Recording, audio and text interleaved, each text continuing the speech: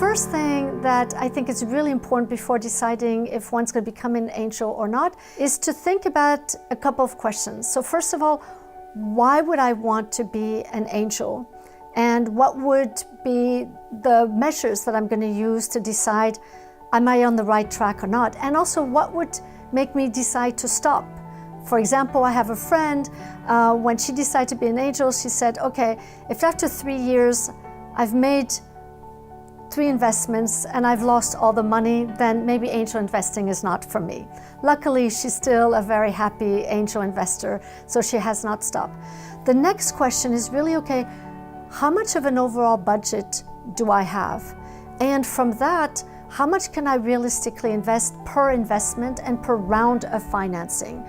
Again, the rule, since this is a very high risk activity and asset class, it really should not be, the budget should not be more than 2 to 5% of somebody's wealth after their primary residence. And we should remember that it's quite important to make at least 10 to 20 investments.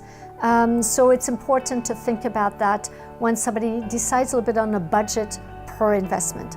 The next big question is, okay, how much time? I only have 2 to maybe 8 hours a month. Is that enough? Absolutely. But depending on how much time you have, that does make a difference on how you will become a business angel. But one can start with as little as 2 hours a month. And from a time frame point of view, it's good to be thinking about kind of a 5-year time frame, because when we make investments, they do take some time before we can both potentially reinvest and that we could get our money back. Once you start having 4 to 8 hours a month, then you already can be more active and join an angel network, join a crowdfunding platform, join a syndicate of angel investors. When you can have at least 8 hours a month and maybe up to 2 days, 2 to 3 days a month, then you can actually have a goal of becoming kind of a professional or at least a very experienced angel investor, where you can even take the lead on doing due diligence, negotiating the valuation, negotiating terms, and positioning yourself to be a lead investor for other investors. Another question that's often asked, well, what's the minimum amount that I need in terms of a budget to be a business angel? You can actually start building a portfolio, especially if you syndicate with others and if you join a learning by doing program with 10,000 euros. But most business angels, their overall budget are at least 50,000 to 200,000.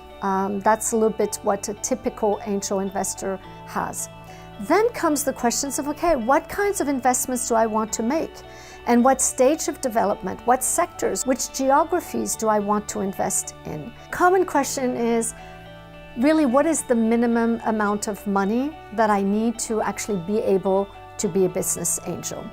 Well, the first thing is that it's really important to build a portfolio of at least 10 investments.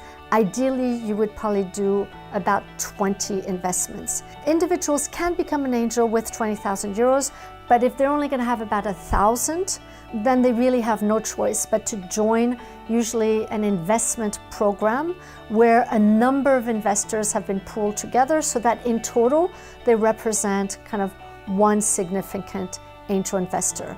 If I have maybe only 20,000 euros to have a whole portfolio of investments, well, then I probably will not be able to invest in companies that are looking for huge amounts of investments unless I'm investing with others. So actually, being a business angel is all about continuous learning. It's not about just taking a little course or making 1 or 2 investments, because it's truly about how to build, manage, and exit a portfolio, and the marketplace also continuously changes. So that's why it's great.